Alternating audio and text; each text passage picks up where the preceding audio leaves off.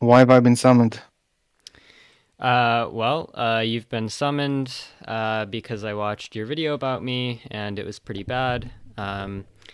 You, I guess, called me dishonest and a liar. Oh. So I was just wondering if you wanted to chat about that, or if you wanted to chat about um, any of your criticisms that you made of me. I only watched like the first little bit of the video. I didn't watch the whole thing, but the criticisms that I did see were not good. Thank you for sharing your opinion with me, but I did make a video. I stand behind it. Okay.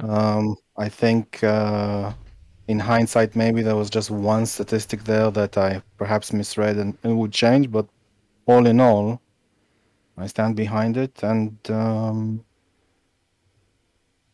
that's pretty much it. Like I put a lot of work into it. I made sure I was accurate about as much as I can, Mm-hmm.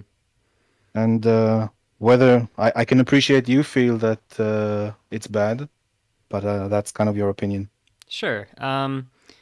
So I mean, uh, yeah, I mean, we can talk about that. I mean, I have a little less sympathy now that I know you actually put work into this. So yeah, I mean, if you want to just like, if there's anything you want to start with, we can start with whatever you want, or, because like I said, I only saw like the first 10 minutes of it. But if you want me to go over some of the points that I saw you make that I thought were pretty bad, we could go over that. But wherever you want to start. Okay, look, I have no real agenda here, Okay. and I'm a bit confused why you would want someone with 70 subscribers to come to your channel of 7,000 subscribers and have a discussion about a video which you feel strongly about. But I mean, Oh, you made the again, video. It's your video. I made, that is right. I made the video and it's still Okay. up, and I stand behind it. I just don't know why you would want to talk to me about it. Because you made the video. Who else would I talk to Well, about it? I don't understand. Again, you could have just ignored it, but you felt that it was either truthful to some Do you degree, do that you wanted to discuss it, or what, change my mind about it in some way. I'm not sure what the aim is here. were you hoping that I wouldn't see it and ask to talk about it? Were you like when you made the video, were you under the I wasn't, desire that I I would was not, ignore it? I was not concerned what you would do with it in the least. Okay, so I don't know why we're talking about this. So if you Did want you, to this just was, you thought this was sort of like a way to goad you into a talk? no, I didn't say that. Well, I can ask you basically two questions that I can that come up on my mind. Okay.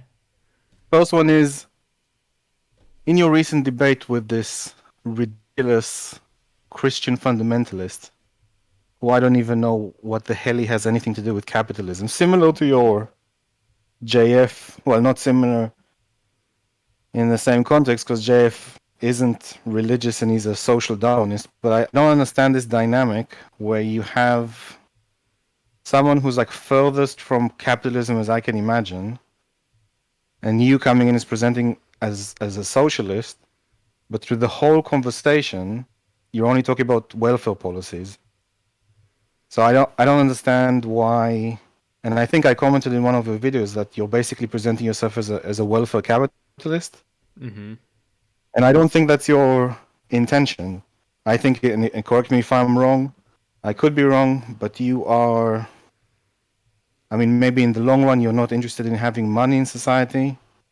You would rather have the capital class removed or eliminated. I admit not violently, because you've mentioned that several times, through reforms. And you like the workers to control more of the state democratically. So why, in all these conversations, you just come in and talk about welfare capitalism?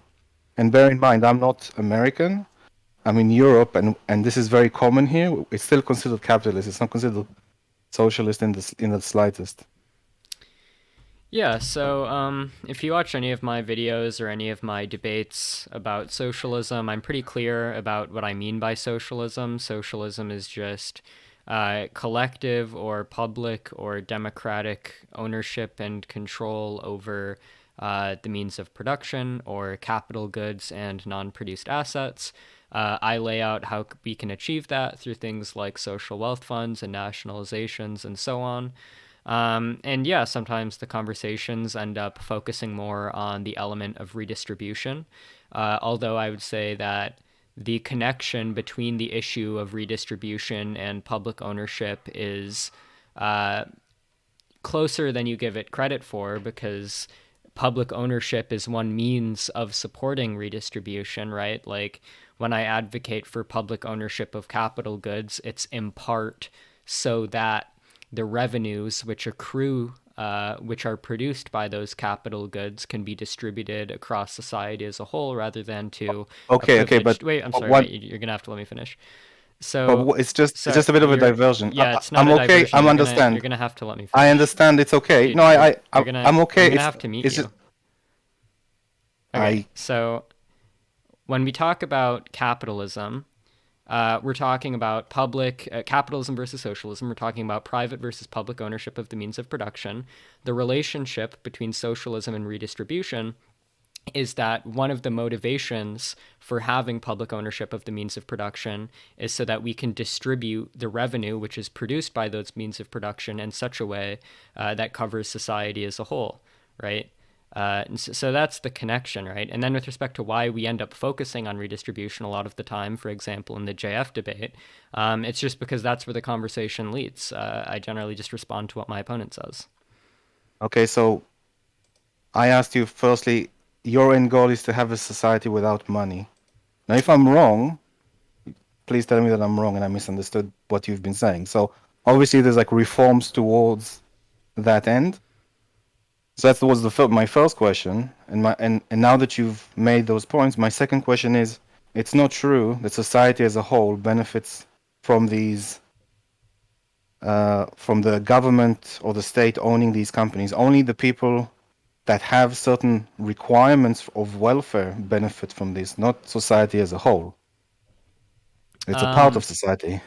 Well, no, the policy that I advocate for with respect to a social wealth fund is that the state manages this asset fund, and as it increases in revenue, as it accrues more revenue, the state distributes that revenue in the form of a universal basic dividend to all citizens, right? So everyone actually would benefit from it. Okay. So is the end goal to have a moneyless society? Um, I think that if that turned out to be feasible, that would be nice, but I don't have any illusions that we have sufficient empirical evidence at the current moment that that's like an efficacious way of organizing an economy. Are you denouncing the previous Marxist-Leninist socialist attempts? Uh, yeah, I think like the Soviet Union and Mao's China were not successful socialist experiments. Are any branches of Marxist socialist something you want to pursue or not at all? Well, I mean, when we talk about elements of Marx, I mean, I think there are certain theories or certain arguments which can be found in Marx, things like historical materialism or arguments from exploitation or arguments from alienation. And these sorts of theories and arguments can be useful to talk about. Um, but yeah, I mean, so in that sense, yes, Marxism is like there's something valuable in Marxism. I don't know what you mean beyond that. If you hold that your version of socialism has Marxist element or is a Marxist version of a Marxist branch of socialism, then you will need to be compared with Marxist socialist attempts in the past. Yeah, but I never said that the model of socialism that I'm advocating for is the same model that was advocated for by Marxist Leninists. In fact, I've said the Well, opposite like several w- times. well, so the problem you have there is I'm pretty sure that the attempts for socialism were not the same as happened in reality. Like I'm sure they were advocated differently, but when it came to reality, different things happened. Sure, there's some level of like the Soviets, for example, set out to organize a certain model of an economy, and then they constructed it, and then that economy changed over time and ended up in a place where its original advocates might not have foreseen, sure.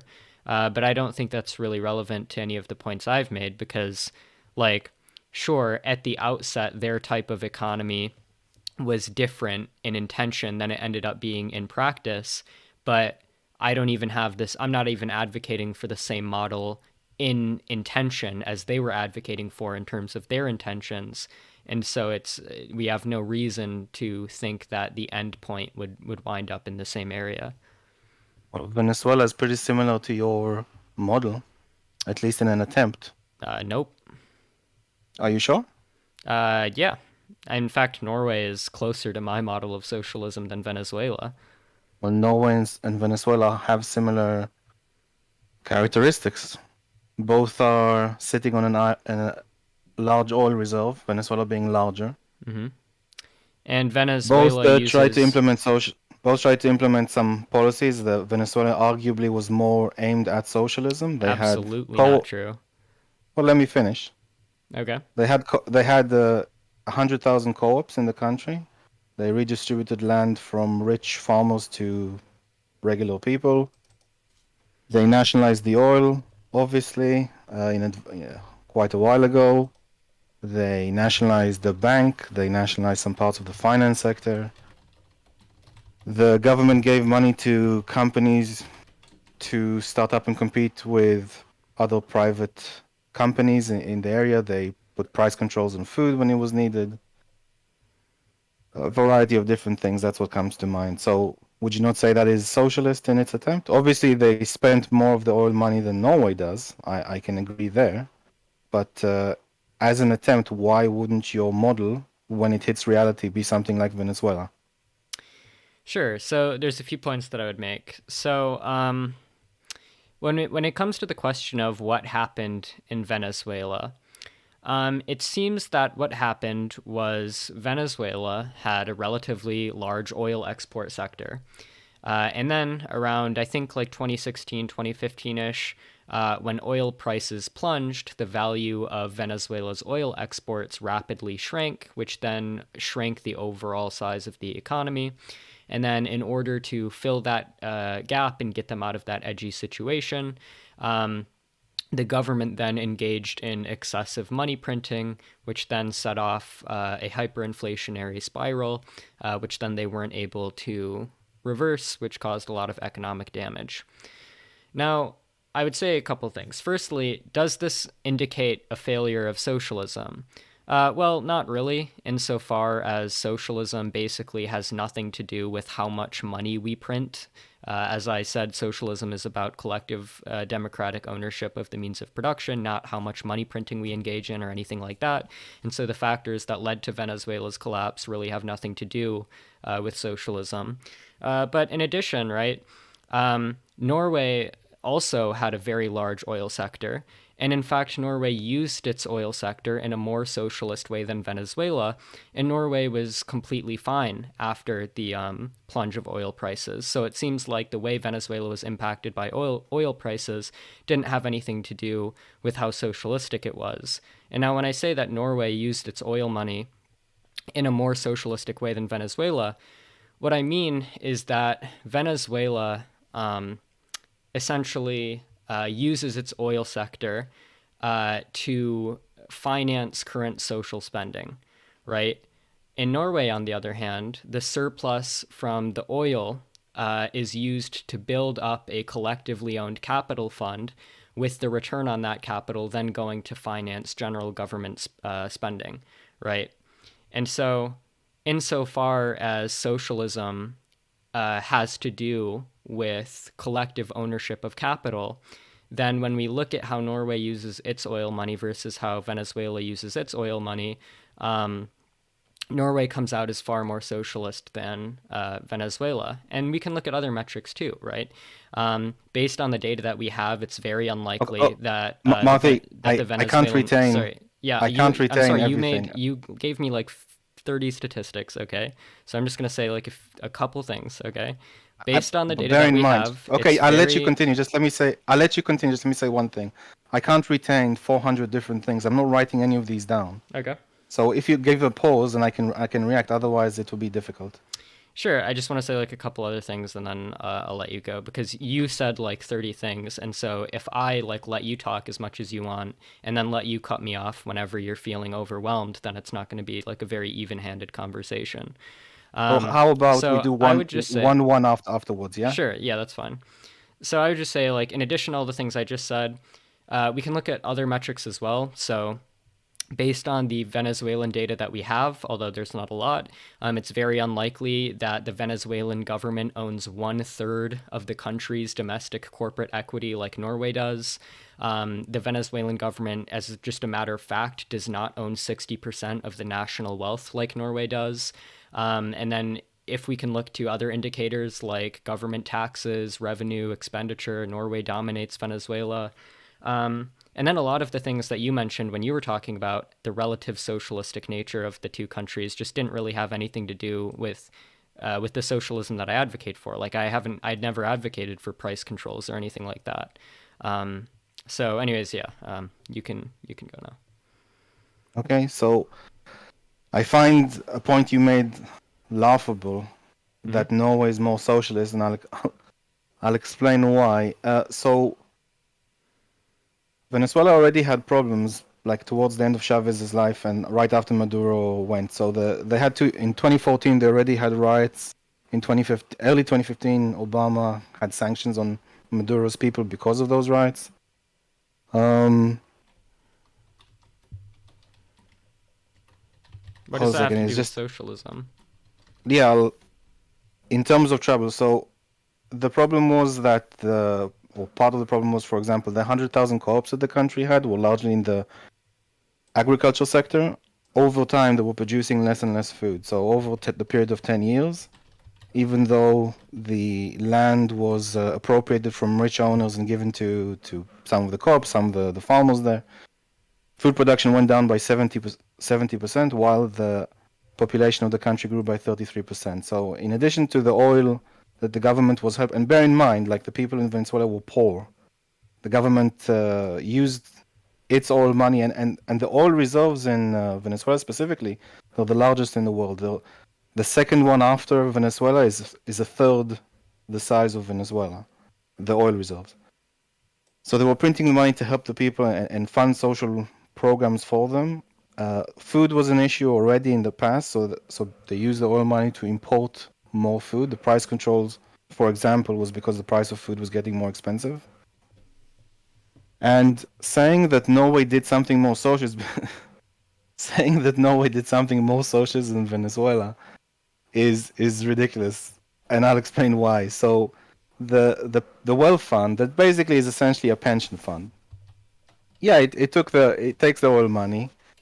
It does. They don't use this money so much to fund social welfare. Oh, well, pensions is a big chunk of any yearly budget, but they basically use that money and they have to invest in companies outside Norway so it doesn't cause corruption issues. And which is something you also are all for. You are for investing money that the government controls companies inside the country, which can lead to corruption issues. But Norway are avoiding that through certain European EU rules. And part of the companies that Norway invests in are legitimately Tesla and Apple. So saying that investing in large multinational like deeply capitalist companies is a socialist thing to do, that's questionable. I don't exactly know what to say now. Obviously, they don't spend the money as badly as Venezuela. Again, Venezuela, the little poor people there. There's a high price on tax in Norway. Sorry, there's a high price on fuel in Norway. The high price of food. They have social programs, but they fund it with high taxes, consumption taxes, income taxes, things of that nature. And Venezuela wasn't in a position to use it. Now, I would layer it one more thing. Norway, in a sense, and I think you've spoken about this. You said about countries that have Dutch disease, and there are a lot of countries that have oil that as a result to them having oil, it corrupted the government. It caused issues. So Norway is a unique case in a sense, and relying on this unique case, saying in order to have multi-socialism, you need to be a tiny 4.2 million population country sitting on an oil reserve, won't get corrupted by the oil. Or maybe you would, because you'll be like in lockstep with the companies inside the country. So it's a sort of corporationism, like France or like Nazi Germany or like fascist Italy. Or you can do social corporatism, which is maybe something similar to what you're doing. But in any case, how can you guarantee that the oil won't corrupt your attempt at multi-socialism? Okay, so hold on.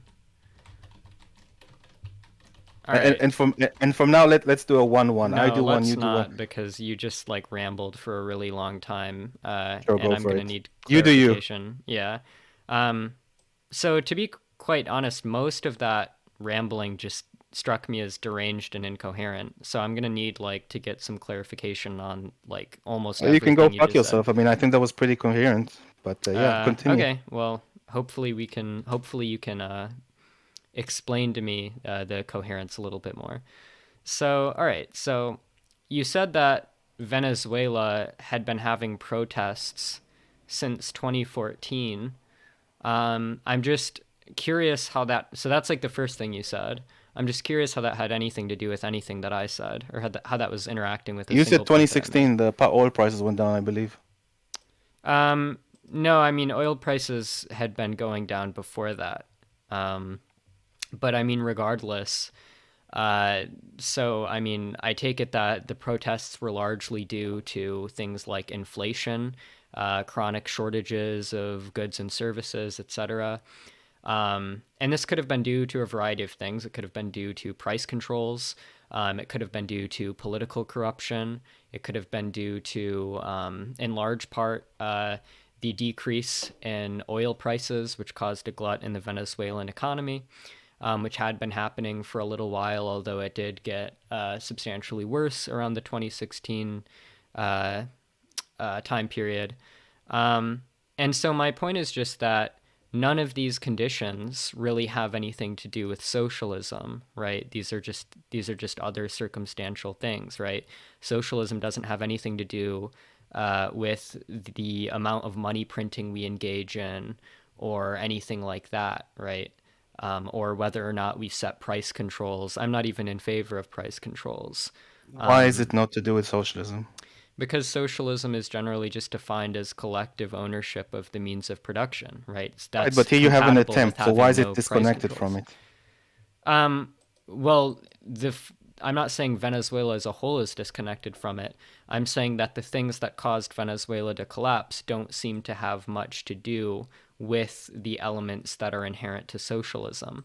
The things that caused collapse in Venezuela were elements of the Venezuelan economy, but elements that were nonetheless compatible with a socialist or a capitalist economy. You can have a capitalist economy with price controls and a lot of money printing.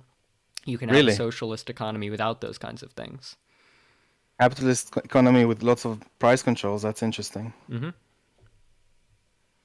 Look, so it was definitely the case that Venezuela was trying to implement socialism. There have been books written about it, specifically like Chavez, the 21st century socialist, the new socialism, the non-Marxist Leninist version. This is the one for the 21st century. Hmm. And they were trying to implement it, and they were heavily dependent on oil. And this is the same model that your socialism is as well. And in this particular case, when the rubber met the road, this is what happened. Did they do it badly? Sure. Did they have corruption? Probably. Most probably. Did they not do it? Did the centralized government not do certain things? But technically, the policies that they tried to implement in terms of helping the poor, welfare policies, encouraging co-ops, redistributing land from rich people, appropriating big companies, controlling oil, controlling banks, controlling parts of the finance or elements of the finance sector. These are all elements that you're talking about. So maybe it wasn't maybe it didn't happen well, but is that the fault of socialism? Maybe it is. But Well, obviously they tried to implement it. well, But you'd have to make you an can't say out argument. of 10 tries, the last one that succeeded is socialism, and everyone else that failed wasn't. This was an attempt. Yeah, I didn't say that Venice. So you're misrepresenting my claim, right? And this is why I didn't appreciate your video, because you called me dishonest and you called me a liar, and then every time you try to argue against something I've said, you just totally misrepresent what the point is. So when you Okay, say, okay, yeah, okay. so You just I'm just gonna have fine. to, Go ahead. yeah. Go ahead. Go ahead. Go So ahead. I'm trying. So when you say that socialism, that my point is wrong, because I can't say Venezuela wasn't socialist. They clearly did many things that did bring it closer to my definition of socialism. And also they failed. I haven't denied either of those facts, but the conjunction of those two facts is not sufficient to make the argument that you're trying to make. You can't say Venezuela was somewhere in the vicinity of your version of socialism and Venezuela failed. Therefore, your version of this counts against your version of socialism.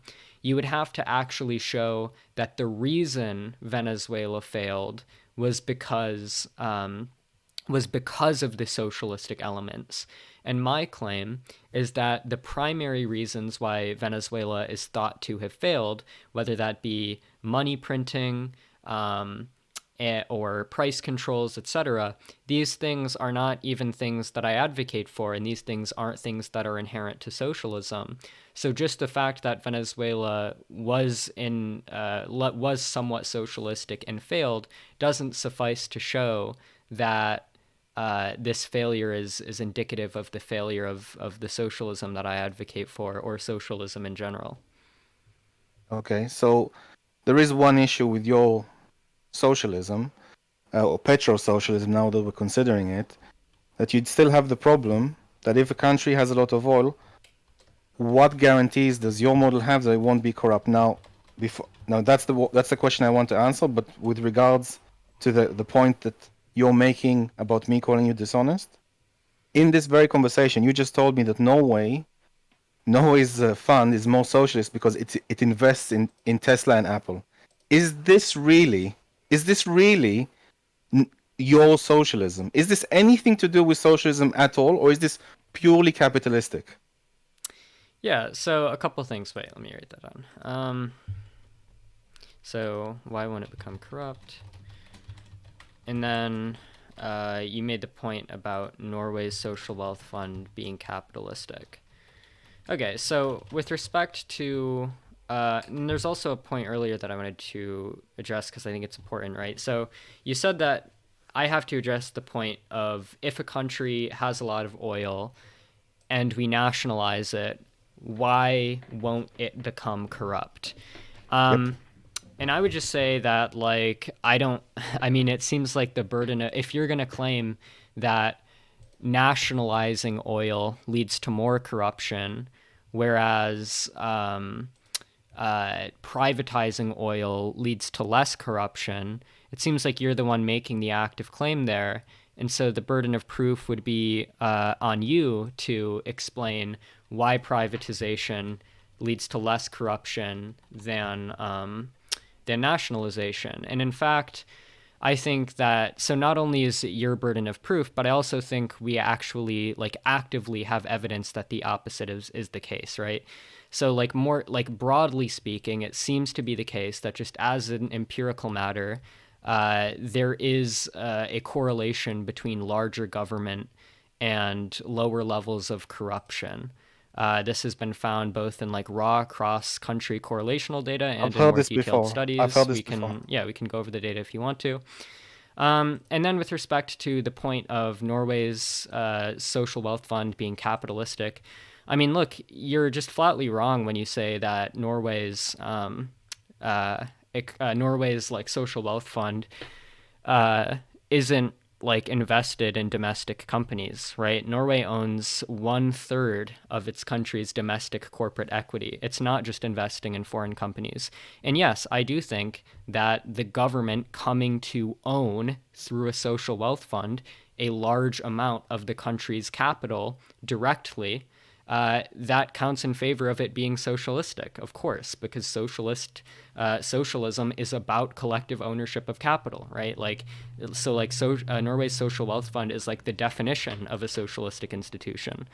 Um, yeah. So, if there's anything you want to say about that, Okay, so I've just caught you on a lie okay. because you said in the video, I believe about your own book, that you said that the social welfare fund doesn't touch, if I remember correctly, was it doesn't touch any of the. Oh, sorry, you said doesn't touch any of the money for social programs, apart from obviously pensions that I'm adding now, and that it invests all its money outside the country. So now I am aware that Norway has some state-run things, like it state runs the alcohol, it state runs some of the airports. But also in England, our BBC is state-run. We used to have like the trains used to be state-run, then they gave them to private management and back state-run and back and forth. So it's not like super uncommon across Europe. Maybe it's an American thing, but it happens around these parts basically. But with regards to me proving that oil countries get corrupt, like there's a variety of countries, Arab countries, countries around the world that have like a large oil, and there's even a lot of oil, and aren't known to be super, how can I say, straightforward or transparent with their dealings. Either they have like a monarchy in the Saudi Arabia or United Arab Emirates or various other places that have oil. And it's so common that there's a name for it called Dutch disease, which you have referenced. So I need to prove what exactly. Well, I'm not going to do it right now, but it's quite obvious that it could be the case that if you have, and Venezuela could very well be included in this, that if you have a lot of oil, it can lead to corruption inside that particular country. But that's not the claim in contention. We're not talking about whether or not having oil can lead to corruption. We're talking about why do you think it would be the case that nationalizing oil versus not nationalizing oil would lead to more corruption? Because the government has control of a large resource and they want to keep it in their own pocket. So, for example... But it's not the case that bigger government leads to more corruption. If that's the proposed mechanism, then it just seems like we have... Firstly, we have like mechanistic speculation in the other direction.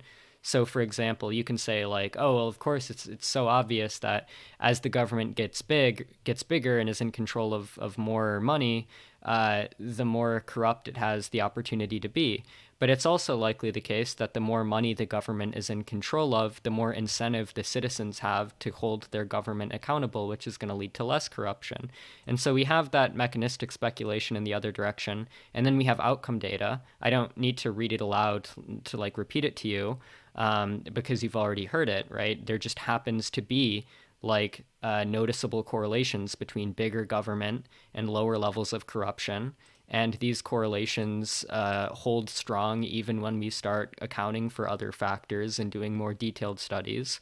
I've gone over all this data on my channel before. Let me ask you. But you also said that I lied about something, and I don't understand what you meant by that. What do you think that I lied about? What did you mean by that? You described the social wealth fund as people as Norway doesn't touch the money in there; it's invested into it, and it's only invested in companies outside the country.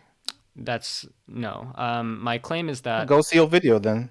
Yeah, so I know what you're referring to. My claim is that Norway's oil is under the control of a state-run enterprise called Statoil. The revenues from the oil go into Norway's sovereign wealth fund. It doesn't go to the state to spend on social welfare. 96% of the return on the capital in the sovereign wealth fund is reinvested into the sovereign wealth fund itself, right? Only 4% of the return of the fund each year finds itself in the hands of the state to spend, right?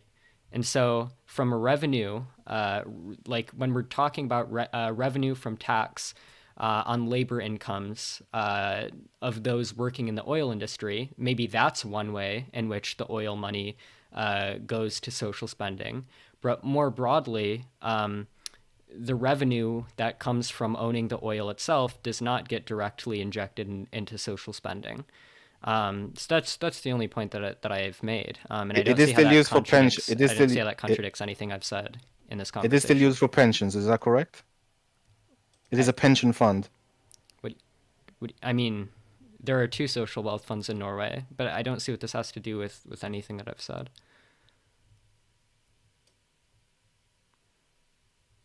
Okay, so with regards going back to the corruption, so Okay. Chavez's daughter has 4.5 billion US dollars in a bank account.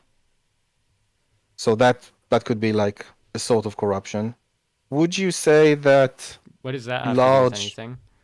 well, I'm proving corruption. No, Would you but say, wait, no, but that's not in let me contention. What? continue. No, whether or Let, not let there's me, let, corruption in Venezuela is not one of the points that's in contention. okay, look, I dislike the way that you're reframing things that obviously have points in reality. You're saying, well, I'm reframing it in a very specific way, even though I can obviously see in reality that there is some things like a Dutch disease, and there is. I just want to look at specific countries in Europe that have a very large spending as a percentage of the overall, even though they have only 4 million citizens. And this is my example of a large government, and they're not corrupt. Therefore, I have to prove that someone else is corrupt. So let me try to do that. Would you say that the USSR was a corrupt government that had a lot of control? Yes or no? So the problem is right now what you're doing is you're trying to prove a correlation by giving me anecdotes when I've given Well, you more general data in the no, no, opposite no. Listen, direction, which suggests I'll the give you. opposite I'll give. conclusion. Yeah, this is not an anecdote. You're You're saying pointing to specific countries. I'm You're giving pointing you an to example individual in. I'm giving countries. you. It's not an anecdote at all. I'm giving you an example in reality where you had a very large and powerful government that became corrupt over time Okay, so because it had this power. do you understand how like sample sizes work in like statistical analysis? I don't fucking care. Just answer the question. Okay, It's a so this I particular government understand that had you a don't huge care. influence on history. I understand that you don't care, but the problem, sure, okay, so just to answer your question directly, yeah, the USSR had a large government and it was also corrupt, okay? But the problem with Okay, what's happening, two wait, more no, wait, the questions. problem with what's happening here, okay? Because we're going to Yes. spend too much time in this line of questioning and it's not really going to amount to anything. The Okay. problem here is that so what the reason I asked if you understand how sample sizes work and like statistical analysis is because Mm-hmm. generally when we're trying to infer causation or some causal relationship between two variables, and we're going about doing that by firstly trying to find a correlation and then using an inference to the best explanation, or trying to control for other variables to infer the direction of causation, etc., or rule out possibilities of things like spurious correlation. Generally, our inference is going to be stronger when we are looking at a larger data pool or a larger sample size. And so I can give you a variety of very broad correlations taking into account very large sample sizes. So just for like a couple examples, the correlation coefficient between government expenditure as a percentage of GDP and clean government is 0.36, while the correlation coefficient between total taxes as a share of GDP and clean government and direct taxes as a share of GDP and clean government are 0.30 and 0.57 respectively. And so we can see all of these correlations taking the whole world as a sample size. And then you're responding to that by not addressing any of those points, but rather just saying, like, well, if we look at these individual countries, the correlation goes in the opposite direction. But the fact that when I consider certain individual examples, the correlation is in the direction that you're suggesting is just going to be completely overridden by the fact that that correlation doesn't hold when we look at a larger sample size. Are you familiar with how to calculate risk? Kind of. Okay. So let's say that the line of questioning I had before was all yes, because it's probably the case. So we say the USSR, Mao's China, Cambodia, Mussolini's Italy, Nazi Germany, and let's say, for argument's sake, Venezuela as well, are all large governments and all corrupt, or totalitarian to some degree. Venezuela was all were voted in essentially, but all became very large and very corrupt. And as a result of what happened, many millions of people died. So that is a risk. Okay. Okay, so why would a voter who hears mouthy socialism and say, well, and then people against it say, look, we had something similar here, and here. These are all large governments that resulted in horrific atrocities. And the risk for them, even if Mouthy says there's like a larger data set, we're a country with 4 million people instead of, I forget, like 300 million people, because it was a larger country and they had more power. Maybe they were more corrupt than smaller countries in Europe or like Switzerland or stuff like that. It's like tinier countries than larger examples. In those large countries, atrocities happened, and the risk of them is X. No, even when we compare Would you vote for something countries, horrific to happen again? This is why we have like more data. We have But like what's more the detailed risk, ways of Malfi? looking at these data. What right? is the risk, Malfi? Okay. So again, let me just say like really quickly, the problem here is that. So, firstly, I don't know what you mean. It sounded like you were trying to appeal to certain possible like confounding variables. Sorry, what? No, I just laughed out loud. Continue. Wait, what's funny? These are atrocities, Mouthy. These are not just let's ignore reality and let's like frame something very specific. I don't In know. my You're just particular rambling. Excel sheet, You're just okay. Can I? Okay. hundreds of like You're just millions rambling. of people died. This doesn't have anything to do with anything we're talking about right now. I disagree. Okay, you're free to disagree.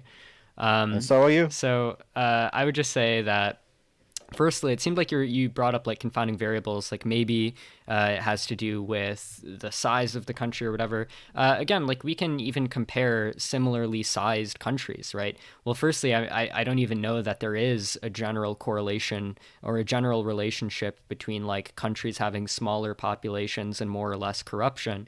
But even when you account for that variable, the general correlation between larger government and lower levels of corruption stays the same, right? We've done very detailed studies on this at this point. And we have, and you know, even if we didn't have studies, I would say that we're just at a stalemate because we have mechanistic speculation in both directions. But now, with respect to like the point that I've been trying to drive home, is just you're saying, look, Mouthy and Fidel, your socialism runs this risk of corruption. And then I say, okay, well, what's your evidence that that having a larger government would increase the risk of corruption? And then you say, well, look, I've sort of cherry-picked all of these individual examples where there were large governments and also a lot of corruption. And so based on this very small and cherry-picked sample size that I've constructed, there does seem to be a correlation between larger governments and higher levels of corruption. And then my counter-argument is, okay, but the fact that that correlation that you're presenting as evidence falls apart when we look at a broader sample size shows that your argument actually doesn't work, right? No, not right. Well, because you're proposing a causal relationship based on a certain data set and then like the correlation that forms the basis of your argument goes away when we look at a better data set, right? So we have zero reason to trust your interpretation or your causal inference of the data. Sure. Let me put it this way. Okay. There is a real risk here. Now you could say the risk is smaller than I'm saying, which is fine. There is a real risk here of something going horribly wrong. In the case of countries with oil, in the case of countries that are very large, even if they've been voted in. There has been historic cases where these things have happened, and the risk of it is, well, look, Venezuela is decimated, right? People have left the country, everyone's starving. It's a horrific situation. Tens, if not hundreds of million, or like 800 million people died throughout all these examples that I've given. So if you say the risk is small, that's fine, but that small risk is a very large atrocity where all the people in the country lose their quality of life, many of them die, and to some degree, voters will look at this and say, look, we have all these things from history, we have all these examples. It's not different from what Malti is saying. Maybe, if you compare to other countries and this and that, maybe it won't happen. But if it does happen, it's horrific. So that's my point I'm making. Although, to be completely honest, that's not necessarily my problem, because you haven't actually discussed these kinds of ways with socialism. The only thing I've heard from you was, welfare good, and like, okay, we have welfare in every single country in Europe. So what? Like, that's not socialism. But that was what I was trying to make in the video, that you're only talking about like capitalism plus welfare, and now for the first time that I've heard, we're actually going a bit more deep down into the full on socialism, the moneyless society, with workers voting without the capital class. This is what I should have heard all the way throughout your previous debates, but instead it's just, welfare is good. Yeah, okay, I'm sure but that's an argument for social democracy or mixed economies. That's not an argument for socialism. It's like, okay, I want to start here and then eventually get there. It's like, it's social. It's a social at best. The most charitable. It's a social democracy versus whatever, or let's say a social corporatism, which is maybe closer to what you want in Norway. And even in your model, it's petro-socialism with like only very few countries can actually follow your model at all, because not everyone has as many oil reserves. But Okay. look, I only have I don't you can reply to this if you want. I have a different question. So if you want to reply, or should I go to the different question? That's Yeah, up to you. no, there's like a lot to reply to. Like you're, Go ahead. yeah. So I mean, I'm glad you brought up that question, because I was gonna reply to it earlier, but then we got sidetracked into talking about something else.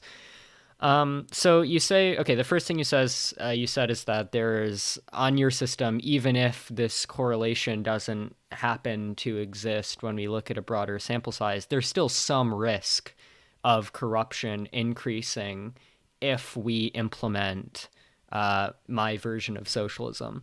And sure, I'll agree to that. There's some risk that there's some chance that corruption increases if we implement socialism. But that's not going to be relevant when we're debating the merits of capitalism versus socialism. Because yes, implementing socialism would have some percentage chance of increasing corruption, but also staying with capitalism also carries, and having a smaller government also carries some percentage chance that corruption is going to be higher under a capitalist system than under an alternative socialist system. And so when we're trying to parse out the question of which system should we prefer, capitalism or socialism, it's not enough to say socialism carries a risk of increasing corruption. Instead, we have to compare the risk that socialism would increase corruption with the risk that capitalism would create corruption. And it seems to me that the best way of doing that is to look at as broad a sample size as possible, account for as many variables as possible, and see in which direction the correlation lies. And it seems that when we do that, the correlation seems to be that larger governments lead to lower levels of corruption for mechanistic reasons that I think are fairly theoretically plausible. What are those reasons? What are those mechanistic reasons? Yeah, so one of the ones that I presented is that when the government has control over more of people's money, then people have more of an incentive to hold their government accountable. How? Because they're in control of more of their money. How would they do that? Sorry. By paying closer attention to politics, organizing politically, voting more diligently, staging protests. I mean, there's I'll accept protests, but largely you vote a government in once every 4 or 5 years, and that's pretty much it. I mean, what other mechanisms do you have? There's all sorts of mechanisms. Like, I mean, Go on. voting is a big mechanism. Protesting is Sure. another mechanism. Staging general strikes is another mechanism. I mean, there's tons of mechanisms for holding your government accountable. Also, just like reporting more on what your government does, paying closer attention to the kinds of actions that your government engages in. Here's a theoretical question. What if the government just beats the protesters really hard? Venezuela style. then that would be bad. But that doesn't mean that Okay, that's what would more you do likely to then? happen. But the question is whether or not that would be more likely to happen under a capitalist system versus under a socialist system. And the What do you argument I've mean? made is that it seems to be less likely to be the case under a socialist system. I have no idea what you mean, honestly. What do you define capitalist at all? Is this some sort of straw man of capitalism? Capitalism is just private ownership of Yeah, okay, capital so it's a goods and straw means of man. You're production. saying it's just a straw man of what capitalism is. There's no like very strong individual rights and individual property rights, none of that. So if I look up the definition of capitalism, I do you don't think, wait, I'm sorry. Wait, if I look up the definition of capitalism, do you think it's going to be closer to private ownership of the means of production? Or do you think it's going to be closer to your like libertarian rhetoric of like individual property rights and stuff? I don't want a Marxist definition No, that's no, tied this to isn't means of Marxist. production. This I just Let me Googled repeat. it. Allow me to repeat myself. I don't want a Marxist definition that includes the world's means of production. Okay, well, the Google definition includes the word means of I don't production. look. And fine, we can just substitute means of production for a different word that means the exact same thing, right? What, capital goods? Well, okay, so the first definition on Wiki, oh yeah, we can say capital goods. We can say just like industry, like the Google says, an economic and political system in which a Y- country's trade and industry are controlled by private owners rather than the state or the public. Well, It's the pretty much problem that you exactly would what I have, said. the problem that you would then have. So if I were to say that But the country I is more sorry. capitalist, if I were to say that the country is more capitalist by how economically free it is, based on an index, you would disagree with me, yes? Yeah. Right. And you know that I would say that. Well, I think that you would just be wrong. So I would say two things. So firstly, I would say that how we define capitalism isn't really that relevant to the point that I was making. The point that I was making is just you made this appeal to like, well, what if under a socialist economy the government just goes sicko mode and starts like abusing the population? And I said, Hmm. yes, that's possible, but when we're debating about capitalism or socialism, the question isn't whether or not there's a chance of that happening under socialism. The question is under what system would that be more likely to happen under? And and presumably you acknowledge that your version of capitalism. And so my argument for the claim that I made was just that seems to be a general correlation between larger government and lower levels of corruption. And then you said, we then got into a spat about the definition of capitalism, but I don't think that really matters that much because so long as you concede, which I'm sure that you do, that your version of capitalism has a smaller government Hmm. than my version of socialism, then my argument, which just appealed to the correlation between larger governments and lower levels of corruption, is going to equally apply to your proprietary definition of capitalism as it does to the definition of capitalism I was operating under. Okay, so can I But just we can get understand into where's the yeah, corruption coming from? Yeah, and in my capitalist system, where you're saying it's more corrupt, what will be more corrupt? the state. But the state is smaller or Yeah, limited. that doesn't mean So it's how can not it be more more corrupt. corrupt? Uh, States can be more corrupt even though they're not in control as much as the national GDP. What do you mean by corruption then? Okay, I mean it's just going to depend on what metric we want to look at, but like broadly speaking, we're going to be talking about things like conflicts of interest within the government. We're going to be talking about like things like judicial independence. We're going to be talking about things like how much the government abuses its population. The specific metrics we look at are going to vary from index to index, but generally speaking, I think we're generally just capturing what we generally mean by corruption, like the government not acting on behalf of the people, and so on.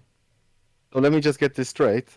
You're saying that if a government is smaller and or limited under the, let's say, libertarian minarchist concept, you're saying it necessarily, based on your data, will be more corrupt than a larger government who would be less corrupt. I didn't say necessarily, but the correlation seems to go in that direction. So That roughly you're saying larger, statistically that's more likely. yeah, like larger governments seem to exist in less corrupt countries. Yeah. That's a fucking bold claim, Mouthy, I have to say. Okay. Well, I thought you said you watched me go over the data already. I'm not convinced by it, but Do you think it was that's faked? I've literally never ever heard in my life, in this context, never ever heard in my life that larger governments are less corrupt and smaller governments or limited governments, and like I don't even know where these would necessarily exist, but I mean, if you, smaller governments would be more corrupt, but Do you want me to like give like a basic breakdown of the data that I'm appealing to? honestly not. I would rather finish it because it's getting late for me. Because it's just so absurd. I Well, okay, don't wait, want to get into it. okay, well, hold on. So I already said something. Okay, so let me just give you like, because I already brought up the fact that there is a correlation between government expenditure as a percentage of GDP on the one I hand heard and this, clean yes. government on the other hand. Um, we can also just talk about like central government expenditure as a percentage of GDP is twice as high in the 10 least corrupt countries compared to in the 10 most corrupt countries for which there is data available.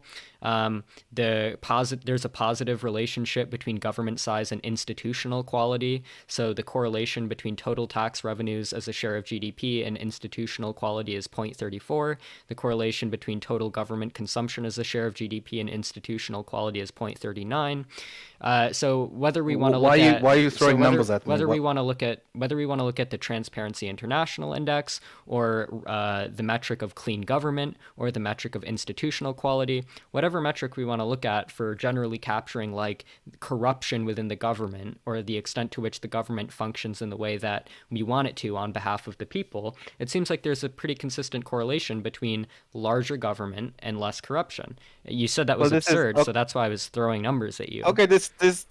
I don't know how you framed it. It's mind-boggling to be honest, but it's ridiculously bullshit. That's just gonna be my. I'm not gonna do anything about it right now But you because had I'm not gonna do anything about it you right now. said I'll you make a heard me go video. over I'll tell this you what. I'll before. tell you what. I Okay. will take. I'll make a video about it, or I'll publish an article about it later. I can't do anything about it right now. But yeah, I mean, kudos to you for making such a bold statement. Interesting. Okay. I would like to ask one other question, if that's okay, unless you want to ask something yourself. Um no, I guess so. Did you I was curious, did you appeal to the economic freedom index earlier when you were talking about your definition of capitalism? I mean, I would use that. I would use the property rights index Okay. as well, and with a pinch of salt, because it's all technically mixed economies, but like in that sense, I would use those two and perhaps join them together. Okay, so I'm just curious as to why you think these metrics are informative because as far as I understand it, this is just not really the case. So, I mean, when we're talking about like the economic freedom index, um, I mean, if you look at like the things that are measured when we talk about the economic freedom index, right? So some of the metrics which contribute to a country's ranking on the economic freedom index include things like judicial independence, impartial courts, military interference in politics, the integrity of the legal system, legal enforcement of contracts, the reliability of the police, money growth, investment restrictions, the standard deviation of inflation, etc. And I mean, these are just things that like are compatible with both capitalism and socialism and that are generally thought to just be like objectively good. So I think like including that is the definition of capitalism is very misleading and leads to the kind of skewed results that people appeal to when they talk about the economic freedom index. Not necessarily. So the idea with what you've cited is that before capitalism can start, you have to have the rule of law, you have to have property rights, and you have to have political stability to some degree. So private property rights also are essential. Those have to be strong as possible. Obviously, it's not even taxes violate something like this, but in essence, like as strong as possible. Uh, Private property rights you don't necessarily have in socialist systems. Like the idea is to abolish private property rights, or at least it would be watered down. So Well, I didn't even I'm not mention exactly. private property rights. I'm just talking about Well, like when we talk about I'm adding. Well, so socialism. You know, the usual kind, the kind that smells like socialism, let's say, attacks or tries to abolish or try to water down in the most generous way, but ultimately attacks private property rights. So the control of mineral productions can be not just capitalists, or the government can come in and take them away. And in some respects, Norway has stronger these than America does, because America has eminent domain, for example. So yeah, that's what I would say. I mean, okay, I just don't know how that's like interacting with the point that I've been making, because like sure, like I grant that some of the metrics on the economic freedom index are necessary conditions for having capitalism. And some of them even like yeah, like when we talk about some of the metrics, like yeah, they seem that they do have something to do with capitalism or socialism. But a large number of the metrics, which I think are doing a lot of the heavy lifting in the data set, are things like judicial independence and like the standard deviation of inflation and the extent to which the military is involved in the economy. But just like straightforwardly, it's obviously the case that none of these things are exclusively only compatible with either capitalism or socialism. All of these things are compatible with both systems. And so to say that to count a country as more capitalistic because it has like less inflation or a less like corrupt military, I mean that's just absurd. So the idea with the judicial system is to resolve disputes. So if a company did something to a supplier and they want to resolve the dispute and the judicial system is impartial, then there'll be a more just course of action. So this is relevant for reducing violence, strengthening property rights in a sense, because if the court votes in the person who didn't deserve to win the case and so on and so forth, I would assume, I'm not entirely sure about the military, but I would assume it's connected to political stability. In terms of investments and not destroying property willy-nilly, like when the military comes in. Your socialism and socialism that people like talk about, that's a huge subject to get confused over, because everyone seems to have a different definition of socialism, and especially you that wants to have like welfare capitalism, that I would describe it. But ultimately, if you are planning on not having any money in society, why do you need private property rights for what? Yeah. Like to exchange soap for a toothbrush or something? You won't even need it anymore. So, well, firstly, I mean, my definition for socialism is not at all proprietary. My definition of socialism is just collective or public or democratic ownership over capital goods and non-produced assets, right? We can look up like the definition on Google or Wikipedia or wherever. It's generally going to say something like public ownership of the means of production or social ownership of the means of production, which is just another way of wording my definition. No, but I would just say that like, insofar as your argument is just like, well, courts have to exist under capitalism, but under some conceptions of socialism courts wouldn't exist. That doesn't really interact. I'm not sure that's what I'm claiming. I'm not sure Okay. that's what it's claiming. Well, what is your claim then? Like, why is it the case that again, because my point is just that having like courts or having like a less corrupt military or lower inflation, these things are compatible both with capitalism and with socialism. And so saying that a country is more socialist in virtue of having lower inflation, when nothing about the definition of socialism implies that having high inflation counts in favor of a country being socialist, that just seems like we're using misleading metrics. So with regard specifically to the economic freedom index, I think I've specifically outlined how it relates to capitalism. I would say that if you say courts like in general to find criminals and stuff like that, and then yeah, you would need them in most systems.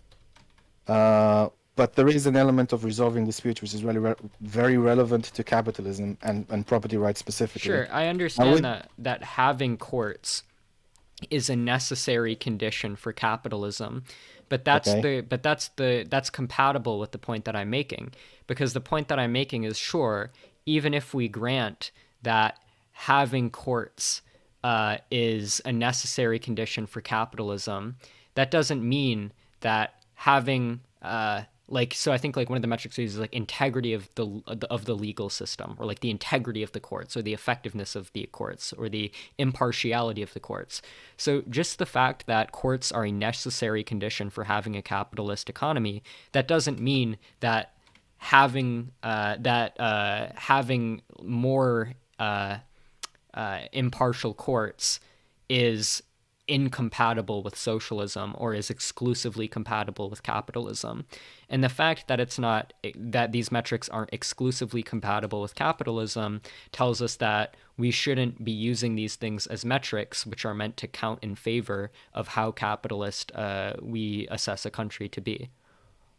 Not necessarily. You have 8 different variables. I'm not sure how they weight it. I'm not sure what parts of the judicial system there is. But again, even before I started, I say I personally take that and the property rights index, which is the top ones on the property rights index and the top ones on the economic freedom index are not the same, the top 5. And so I try to take both of them, and technically I think there's a website that I do use that takes another index as well. So it's because we're all in mixed economies, it's difficult to say like who is more capitalistic. So for example, Singapore may rank highly on the economic freedom index, but it's, in my opinion, an authoritarian country, and it's not showing on necessarily high on the property rights index. So it's indexes, it's imperfect, and we try to do our best, and we compile a few together. That's all really I can say about it. But I would say, with regards to the definition of socialism, I think that you can superimpose that in basically just about anything, and I can do it myself. So, but specifically for the Nordic model, you have like people, other streamers or other YouTubers like Econoboy that argues for the same thing, and he's for capitalism. If you look at the Wikipedia for the countries there, it will either say like welfare capitalism, or what Sweden likes to call cuddly capitalism, in quotations, or maybe at best social corporatism if there's like if the country owns shares in some of the corporations inside the country that would consider more social corporatism. They themselves don't define themselves as socialism. So if you're superimposing your definition on them and they don't consider themselves socialist, that's kind of a you thing. Now I would say, for example, how easily it is to superimpose it. I could say that America, based on your definition, it can be socialist, and I can say that why is it socialist? Well, it has welfare, it owns some things, and let's say corporations, I can probably say corporations proper, I can probably say are socialist. Why? Because it's not private ownership of the means of production anymore. It's either public ownership in the sense that pensions are invested into it, or people's savings account are invested into it, or at the very least and shareholders as well. Or it's either public because public people invest in it and they all benefit from it, whoever invested, or at the very least it's collective ownership of the means of production for a corporation, because the collective shareholders and pension funds and savings own the company, and it's no longer private. So it's such a loose term that you can apply it on corporations if you really want to. And so you can respond to that, but I would like to get to my last question whenever I have a moment. Yeah, so I mean, there's like a couple things. So I mean, it seems like, I mean, you didn't really like object to my assessment of the misleadingness of like several of the metrics that go into determining a country's ranking on the Economic Freedom Index. You just said, well, there's this other, so I mean, and that issue is going to apply to almost any economic freedom index, because I know you said that like you look at more than one. That issue applies equally to the Fraser one, the Heritage Institute one, etc. You brought up the International Property Rights Index, and I don't actually know to what extent my critique applies to that one. Do you know which like metrics count in favor of that? In favor of that metric? I think it's to do specifically with property rights only. I don't think it's as diverse as the economic freedom one. I've heard of the Fraser one. I don't think I've used it before, or at least I've not referenced it. But in any which case, I've said that it's an imperfect process, and we try to get as much details as we can, and then we can only assess the data based on what these indexes have provided us. Oh, well, yeah, I'm And looking at it right now, and it says like it's looking at a lot of the same metrics I was just criticizing. It says on the website I don't think the so. existence of corruption within the judiciary is one metric. Um, so like yeah, I mean, we're just including things that are compatible. Like when we talk about like independent judiciaries, we're talking about things that we can both agree on that aren't incompatible with capitalism or socialism. So like including that as like part of your metric for what determines who's more capitalist or who's more socialist, um, is not like going to is not going to be very informative. But also like leaving out the minutia of that, there's like when looking at just the broadest explanation of what this metric is talking about, we're talking about who better enforces, which countries more effectively enforce their existing property rights. So it's not even talking about like which countries do and don't have property rights or have more or less property rights. At least the way what I'm reading right now, although I haven't looked enough into it, it's talking about how effectively property rights are enforced, right? And of course, I would agree that under a system where there exists property rights, better enforcement is more preferable to worse enforcement. But I don't think that actually counts in favor of it like being capitalist or anything. But I could be wrong on that. But that's just like my initial glance. Now you said that the Nordic countries are capitalist and not socialist. And I would agree that I don't think the Nordic countries are fully socialist. Like, I wouldn't say that these are my ideal, fully socialistic economies. Although I would say that they're much further in the direction of socialism than like any other modern developed economy. So, like, all of the Nordic countries have extremely high rates of unionization and extremely high, and at least Finland and Norway in particular have extremely high rates of public ownership in their economies. And of course, more public ownership of the means of production counts in favor of you being a more socialist economy. And so I don't think I've never claimed that the Nordic countries are socialist, but they're far more socialist than like any other modern developed country. And so the fact that they're as successful as they are counts in favor of the validity of the socialism that I'm advocating for, or the empirical support. It increases the empirical support behind the types of institutions and policies which come together to form the model of socialism that I advocate for. You said that under my Yeah, definition. can I respond to that one when you have a second? Yeah, sure. Yeah. So they themselves don't call themselves socialist. If you so that's important. So apart from But I ranking don't high either. on the okay, apart from ranking high on the indexes that I mentioned that you're now disputing, I would add a few other things. So in almost all the Nordic countries, there's extremely high wealth inequality. They have very strong property right laws, stronger than US, which I mentioned. Some of the parties that are in control are either conservative or center social democracies. They have, some of them, like Sweden, have reduced taxes and welfare spending since, well, either depends how you look at it, either since the 90s or either since recently. In particular, Sweden has cut back some of the pension or like help for retired people. The recent flux in immigrants has led to quite far-right parties being in there.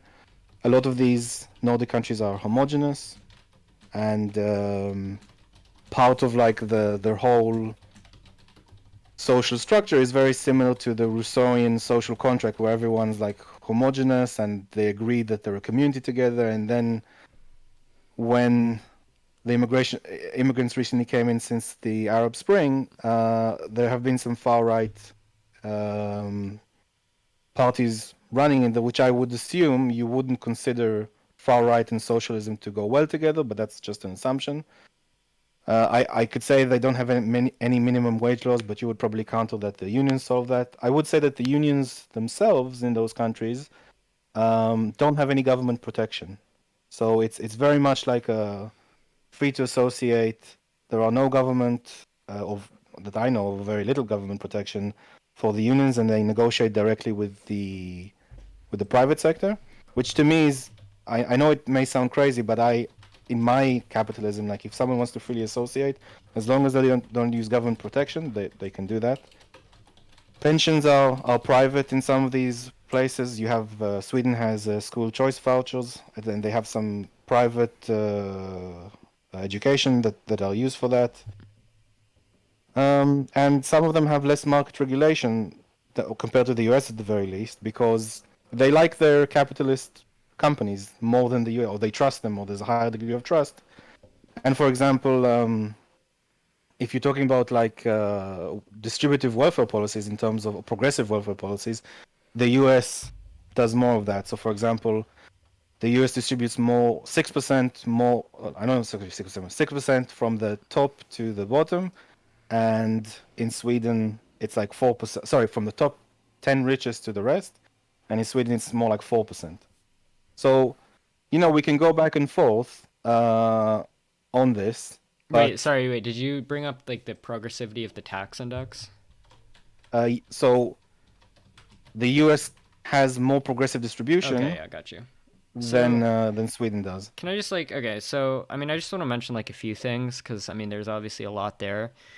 Firstly, with respect to the idea that Nordic countries have higher rates of inequality, I mean that's just not true. Nordic Wait, hold on, countries, hold on. Wealth inequality, and it is true. I don't know what you Not mean. income inequality, wealth inequality. Okay. I mean, I mean, based on like any metric of like meaningful economic inequality in the Nordic countries, like the Gini coefficient, etc., inequality is generally much lower in these countries. And when we're So talking about like you're ownership playing a of game here. wealth, oh, well, no, I'm You- not playing. When you talk So about like let when you me, talk about like ownership of wealth, right? yeah. Finland and Norway specifically have very high rates of public ownership of wealth. Um, I appreciate that, and I'm counting on that you said that. However, countries like Denmark, for example, there's something like 0.902 wealth inequality in the country. One is basically one person holds all the wealth in the country. So bear in mind, all these countries, all these Nordic countries, and I've done a video on this, have very high taxation on income. So no one is able to accrue wealth. Everyone, it's very low it's very like low income inequality because everyone pays such a high tax, and it's progressive as well, that their income inequality it's very similar because it's all taxed through the nose. But it also means that existing families and existing old businesses there that aren't taxed through income, because it's a different kind of tax, they get to keep their wealth. And it is the case. I mean, yes, I accept that Norway has like more 88% of whatever Matt Bruning said of the GDP of the country. But still, in the Nordic model, in these countries, there is a very high wealth inequality. Even in Norway, if you remove the government across the people, you still have that problem. If it is a problem, they don't think it is. But go ahead. um, yeah, so I mean, I don't know what kinds of metrics you're looking at when you talk about like wealth inequality. But I mean, like just in general, when we talk about like public ownership of wealth or like more meaningful kinds of economic inequality that can be measured by things like Gini coefficients. Like, I mean, you have to like very narrowly cherry pick the data that you're looking at in order to paint the picture that the Nordics have like less egalitarian economic results.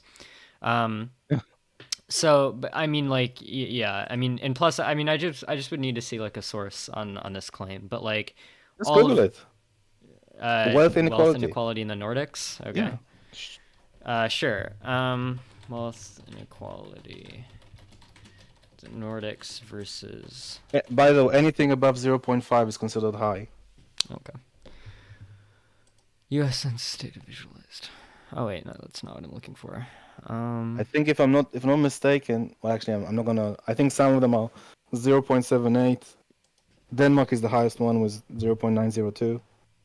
And wealth inequality. Yep. Are we? Wait.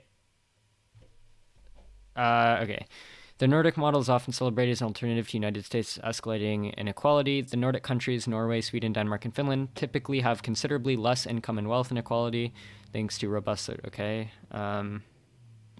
So I mean, the only things I'm finding are claiming the opposite.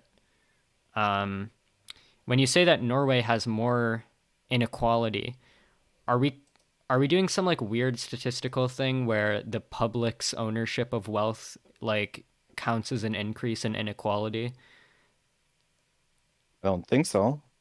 Because I think that's like something I to look didn't out for. compile these numbers, so I don't think so. Okay. I think that would be like something. Okay, wealth inequality by country 2021, Gini index for wealth inequality. Yeah, I mean, based on what I'm looking at right now, which is just from World Population Review, wealth inequality by country in 2021 is measured by the Gini index. It does seem as though the Nordic countries have like substantially lower levels of wealth inequality. Sorry, dude. This is something I've researched quite a bit. Income Okay. inequality is low, wealth inequality is high. I mean, you can send me sources, but I'll this is send you just sources. this is just contrary to. Is there anything else you wanted to ask me about before I go to my last question? Yeah, there's one thing. Yeah, sorry. I mean, just like looking at, looking at the Gini index. Just wealth inequality happens to be significantly lower in the Nordic countries. But okay. In fact, if we look at countries with like the lowest levels of wealth inequality in the world, they're like the Nordic countries are significantly up there, right? Like the Nordic countries are like in the range of like 20 on the Gini index, whereas like the United States is like 41.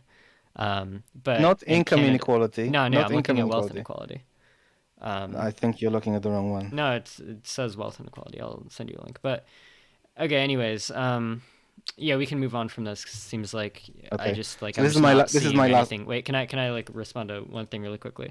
Sure. Yeah. Yeah, so just like a few things you mentioned. So when you talk about the like when you appeal to, oh, well, look, the Nordic countries have tax rates that are less progressive than the United States' tax rate. I mean, the problem with that is that it's true that in the United States, the rich pay more, a larger percentage of the overall amount of taxes.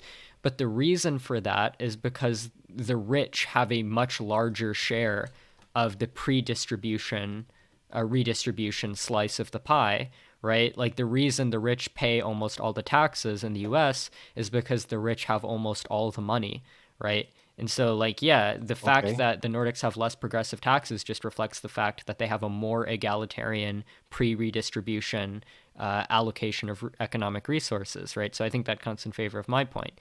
You brought up the fact that the Nordic I don't think countries so. you brought up the fact that the Nordic countries have like right-wing governments. I mean, so like I just don't see how that's really interacting with the point. Like, of course, political tendencies and what parties happen to be popular at any given point in time is going to vary over time. Sometimes right wing parties gain popularity. Sometimes left wing parties gain popularity. Right now, I think the majority of the reason for right wing parties gaining popularity is because of things like immigration. But the fact that right wing parties are gaining popularity and coming into power and so on due to things like immigration, that doesn't mean that the Nordic countries, if you look at their established economic institutions and economic metrics currently and even over like the past several decades, they just happen to be in general, whether you want to look at things like unionization or public ownership, much more left wing and much more socialistic than the United States is, right? You also brought up the fact that they're like more homogenous. The Nordic countries are more homogenous. And I hear a lot of people say this, but you can't just say like the Nordic countries are homogenous and that's why they can do what they do. You actually have to explain the mechanism. Like if you mean like racial homogeneity, or I'm not sure what you're referring to, like you'd have to Can I give an explain. example? Yeah, sure, if you want to. So, for example, in Norway, and I'm pretty sure in Sweden, I'm not sure to what degree. No, I'll give an anecdote in Norway because I have family there, and that's what's in my video. But in Sweden, though, for example, there's very low immigrant labor participation. It's difficult for them to integrate. The people in the country may not hire them because they're less. I'm not sure if I could say like outright racist, but it's just No, I more difficult for them understand to they're more integrate. racially homogenous, but how does that make them more able to do socialism?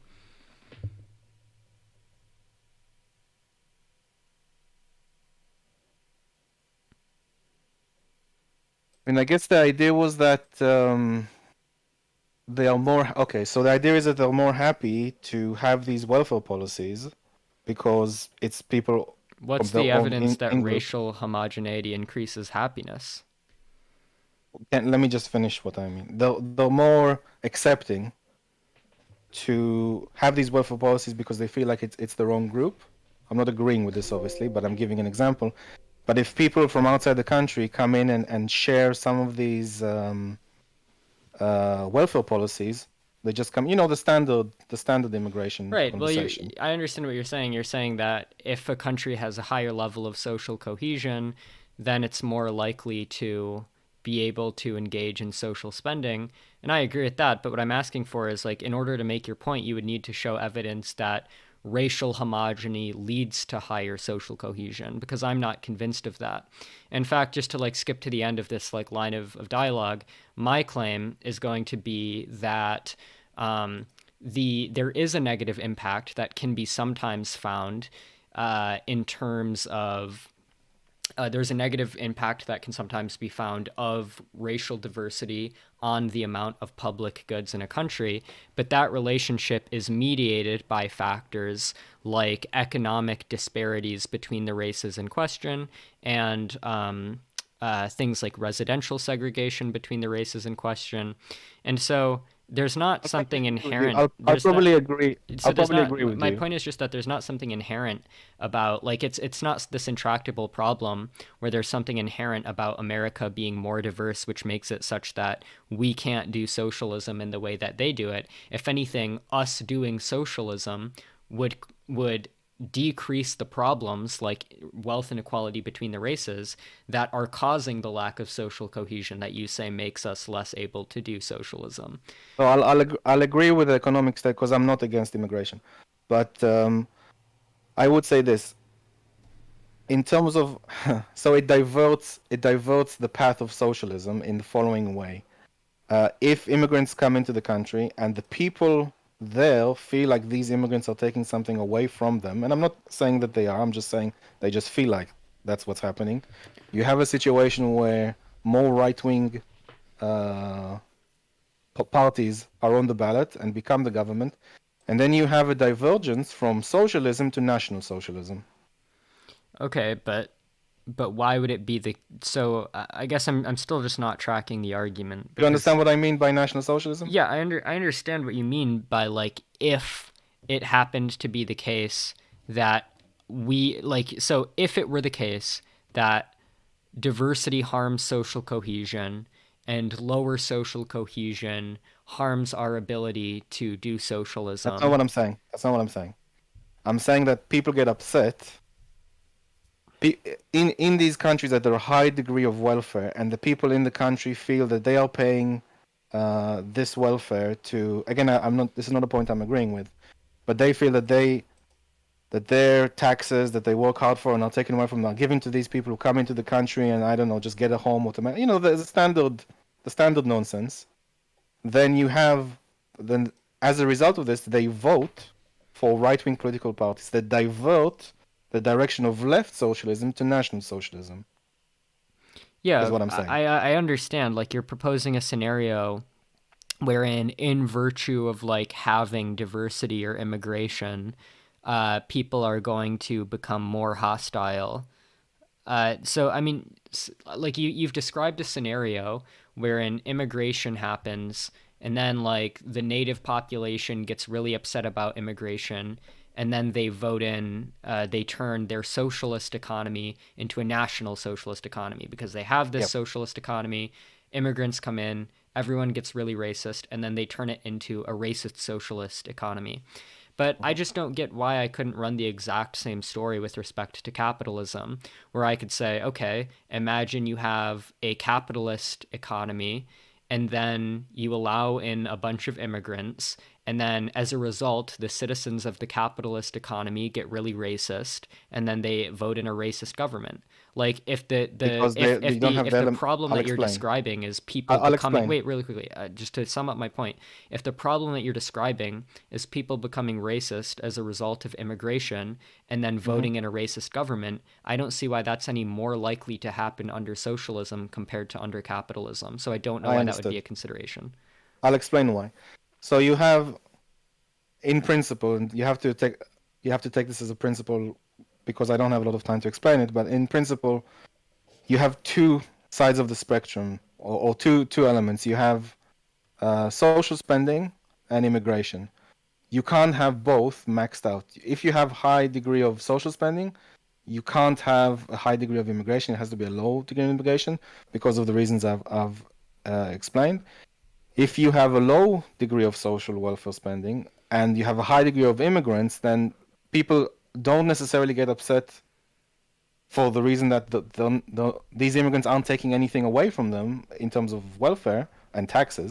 They're only positive. They're only contributing to the economy. Now, I'm putting aside like oh, I'm not recognizing my hometown anymore, stuff like that. Because again, I'm not against immigration, but in principle, with social welfare spending and immigration, it's like a sliding scale. You can't have two of the same maxed out. It's like if one is more, then the other one has to be less. Otherwise, people in the country, and I'm in the UK, I can testify that people get pissed off Okay. and vote erratically, even against their own interest, because of similar situations. So I would just say that, so okay, I understand your point. So your argument is that under socialism, as opposed to under capitalism, it's more likely that people are going to be hostile towards immigrants because in a socialist economy, when more immigrants come in, then suddenly the native population is paying welfare for the immigrants, and that's going to make Hmm. them angry, whereas under capitalism, that's not the case. But I would say that the only way in which this argument would work is if you ignore the other half of the equation. Because yes, it's true that under a socialist economy, immigrants come in and then you're paying for the immigrants' welfare. But that also means that when the immigrant comes in, that immigrant is then going to pay taxes, and that is going to increase the amount of welfare But that I you agree with receive, you. right? I And agree so with you. so It's like not. It's not an then the economic. question is just then it's just going to be this empirical question of It's not an whether or not economic. immigrants take in more welfare benefits than what they contribute. And Mouthy. It's the not an answer with economic respect to problem. that question empirically is that immigrants do contribute, generally speaking, over the long run more than they take in welfare. Marty, I'm not disagreeing. I agree with what you're saying Okay. completely. I think there's an economic benefit to immigrants, and I'm not against immigrants. Under socialism, Uh, even there's an I'm economic not against benefit. immigrants in general. Hmm. And it would be nice if if people actually visited or went into socialist countries instead of just escaped them in the previous implementations of it. But it's not an economic issue. It's a political issue. But Just your explanation for look, it's what there's no point. I'm not arguing for this. This is not what no, I'm. I know, but I'm the reason you said that the political issue is going to emerge is because under socialism, immigrants are taking people's money, and so under socialism, I think like Yeah. your wording specifically was that under Yeah, I understand what you're socialism, saying. I immigrants understand. are taking our money but not giving us anything, whereas under I capitalism, they're not understand. taking our money. But I yeah, so but the fact I that understand they're what you're not saying, just and I taking our agree. money, but they're also contributing to our welfare means I that agree. capitalism and socialism are still on a par with respect to what you're talking I, about. I agree, but what I'm trying to explain is that the people of the country won't see it in an empirical way as you're suggesting. They just and I've talked to these people before. They just see it the sheer like outrage that how dare these people come in and even take and I've shown them the numbers because I come from a lefty background. I've shown them the numbers, and they just didn't care. The fact that people came here and used our NHS, that was abhorrent, and we don't want them in the country. And even though,